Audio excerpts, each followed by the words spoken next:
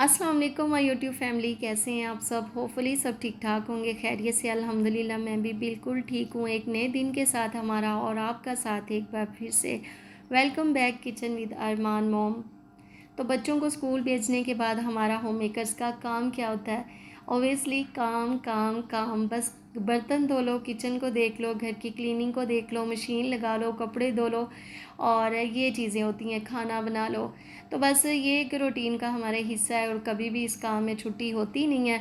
तो जैसे तैसे भी है, कभी कभी ये भी होता है कि इंसान का दिल कर भी नहीं रहा होता, लेकिन काम तो हमने खुद ही करने। और हम ना खुद भी ऐसे हैं कि हमें कभी इन केस के अगर कोई इस तरह का सिचुएशन हो भी जाती है कि कभी आपको काम करने ना पड़ें कि दिन भर आप फ्री रहें, लेकिन हम खुद भी फिर इन चीज़ों को बड़ा मिस कर रहे होते हैं। तो हमें वो ना एक सुकून नहीं मिलता, तो हम उठ के फिर से अपने कामों को, अपने घर को देखना शुरू कर देते हैं।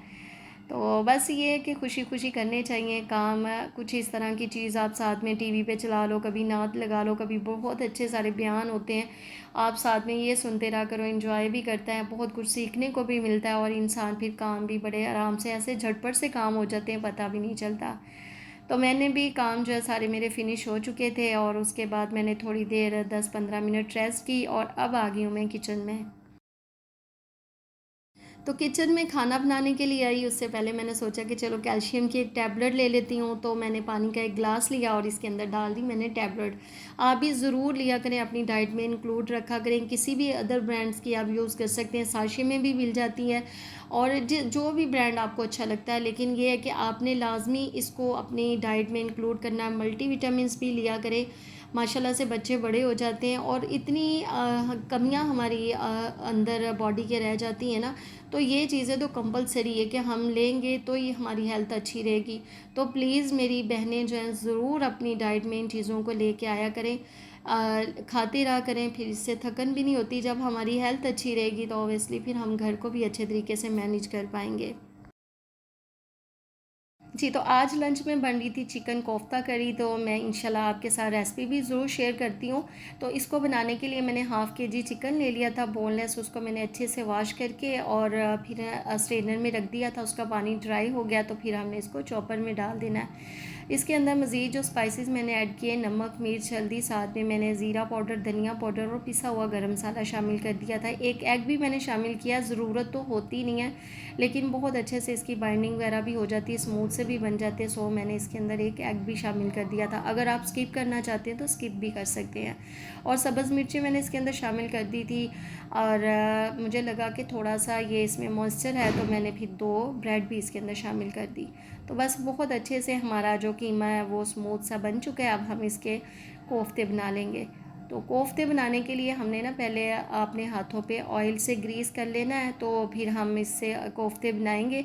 तो बड़े वो ना हमारे हाथों को चिपकेंगे नहीं और बड़े अच्छे से कोफ्ते हमारे बन जाएंगे। अच्छा, छोटे छोटे आपने बनाने, ज़्यादा बड़े ना बनाइएगा, ये बाद में जब हम इसको पकाएंगे तब भी ये फूलते हैं साइज़ में, फिर ज़्यादा हो जाते हैं। तो आपने इसको थोड़ा साइज़ छोटा ही इसका रखना है। तो अब आ जाते हैं कोफ्ता करी की तरफ। तो करी को बनाने के लिए हमने ले लेने 2 प्याज, इनको बारीक काट लेना है और हमने ऑयल के अंदर इनको ब्राउन कर लेना है। जब हल्के से पिंक हुए तो इसके अंदर जिंजर गार्लिक का पेस्ट शामिल कर दिया। हमने कोफ्तों के अंदर भी शामिल किया था, तो इसके अंदर भी हमने 1 चम्मच के करीब जिंजर गार्लिक का पेस्ट शामिल कर देना है।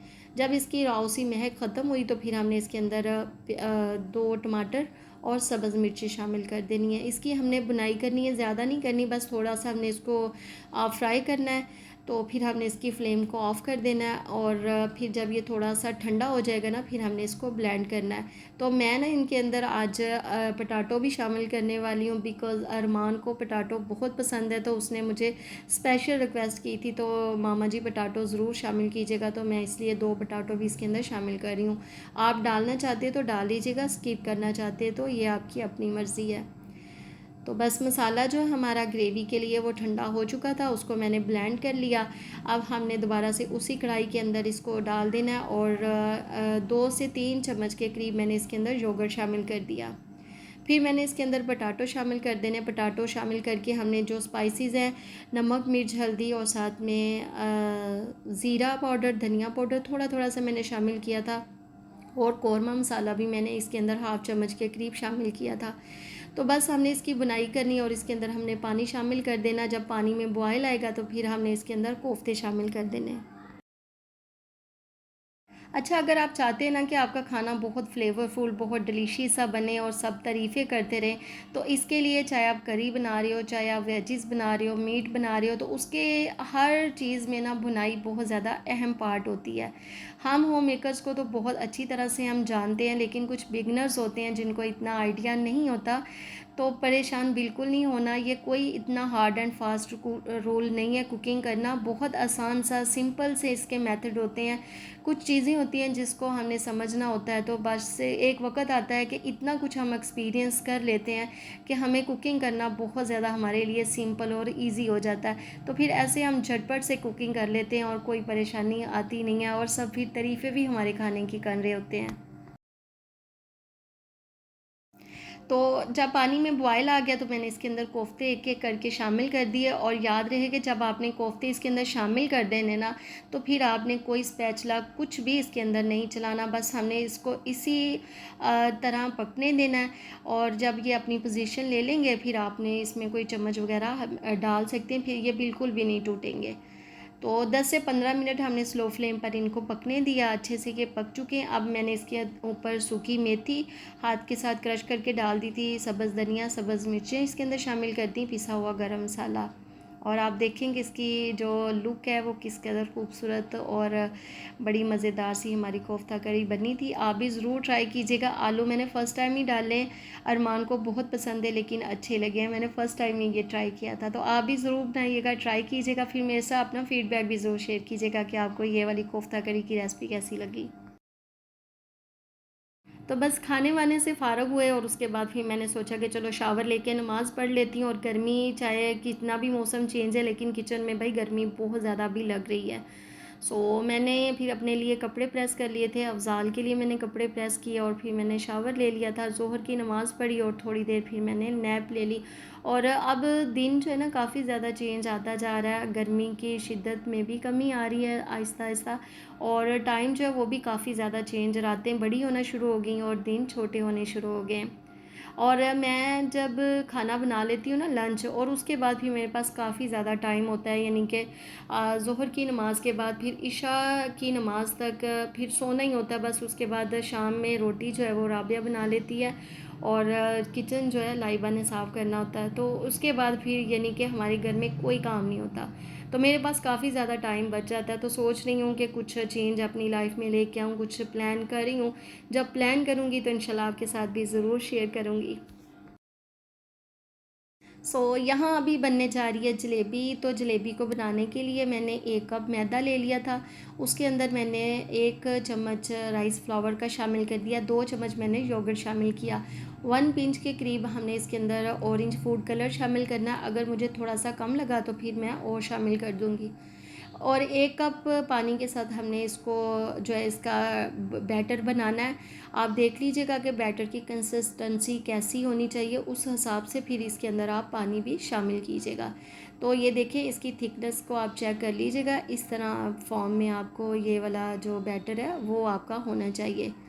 बस अच्छी तरह से हमने इसको बीट करके अब हमने इसको रख दिया, थोड़ी देर हम इसको रेस्ट देंगे। उतनी देर में हम इसकी जो चाशनी होती है, जो शीरा होता है, वो रेडी कर लेते हैं। अच्छा, शीरे को बनाने के लिए ना हमने 1 कप वाइट शुगर ले लेना है, उसके अंदर हमने हाफ़ कप पानी शामिल कर देना है। और अगर इस मेथड को आप फॉलो करके बनाएंगे ना तो आपका जलेबी वाला शीरा जो है ना बहुत अच्छा सा बनने वाला है। अगर आप क्वांटिटी ज़्यादा करना चाहते हैं तो आप इसी मेथड को फॉलो करते हुए क्वांटिटी को ज़्यादा कर सकते हैं। सब्ज़ इलायची भी मैंने इसके अंदर शामिल कर दी थी। जैसे ही ये पका तो आप देखेंगे ये एक तार का हो गया, तो हमने इसके अंदर चंद ड्रॉप्स जो है लेमन के स्क्वीज़ कर देने, इससे बड़ा क्रिस्टल शाइनी सा ये शीरा हो जाएगा। और 10 मिनट रेस्ट आ चुकी थी उस बैटर को भी, जलेबी वाले को। उसके अंदर मैंने थोड़ा सा पिंच के करीब बेकिंग सोडा शामिल कर दिया। अच्छी तरह से अब हमने इसको मिक्स कर लिया और ये आप जब बनाने लगेंगे तभी आपने बेकिंग सोडा जो वो शामिल करना है। तो अब आ जाती है बारी के जलेबी को बनाना कैसे। तो इसके लिए हमने फ्लैट पैन लेना है, तो उसके अंदर हमने घी शामिल करना है। तो कोशिश किया करें कि जब इस तरह की मिठाइयाँ वगैरह बना रहे होते हैं तो घी के अंदर ही बनाया करें, वो ज़्यादा मज़ेदार लगती हैं फिर। अच्छा, मेरे पास ये नोज़ल वाली बॉटल थी तो इसके अंदर मैंने डाल दिया, तो इससे बहुत ज़्यादा ईज़ी रह जाता है। कुछ कपड़े की हेल्प से भी कर लेते हैं, मुख्तलिफ़ तरीक़ों से कर लेते हैं, लेकिन मैंने इसको नोज़ल वाली बॉटल में डाल दिया, बहुत अच्छे से हो जाता है और मेस भी नहीं इतना ज़्यादा होता है। तो इस तरह गोल शेप में इसको बनाते जाएंगे और उसका जो एंड है ना, उसको आपने लॉक ज़रूर ऊपर जाके करना, अदरवाइज़ फिर आपकी जलेबी खुल जाएगी। तो आपने इसको ऊपर लेके जाके लॉक ज़रूर करिएगा। तो बस ये देखिए हमारी फ्राई हो गई जलेबियाँ। अब हमने इसको शीरे के अंदर डिप कर देना और 3-4 मिनट आपने इसको इसके अंदर डिप कर देना। अगर आपको मीठा ज़्यादा पसंद है तो फिर आप थोड़ी देर ज़्यादा इसके अंदर रहने दीजिएगा और फिर इसको स्ट्रेनर में रख देना ताकि एक्स्ट्रा शीरा जो है इसका वो निकल जाए। जब इसका शीरा जो है एक्स्ट्रा इसके अंदर आया होगा वो निकल जाएगा, फिर आप इसको सर्व कर सकते हैं। तो आप भी ज़रूर बनाइएगा, बहुत अच्छी सी मिठाई है, घर पे बनाएंगे साफ़ सुथरी या नीट एंड क्लीन, और जो दिल को खुशी हो रही होती है ना, जो हम खुद से चीज़ बनाते हैं तो उसका बात ही क्या और होती है। सो ट्राई ज़रूर कीजिएगा, फिर अपना फीडबैक भी मेरे साथ ज़रूर शेयर कीजिएगा और वीडियो आपको कैसी लगी ये भी प्लीज़ लाजमी कमेंट में बताइएगा। और इसके ऊपर ना मैंने सेसमी सीड्स भी थोड़ी सी डाल दी थी, कोई ड्राई फ्रूट्स डालना चाहते हैं वो भी डाल सकते हैं, या आपकी अपनी पसंद है, ऐसे ही खाना चाहते हैं तो आप चाय के साथ इसको इंजॉय कर सकते हैं। सो ये थी मेरी आज की वीडियो। पसंद आई है तो प्लीज़ लाइक कीजिएगा, शेयर कीजिएगा, रखिएगा अपना बहुत ज़्यादा ख्याल, मुझे अपनी दुआ में याद रखिएगा। अल्लाह हाफिज़।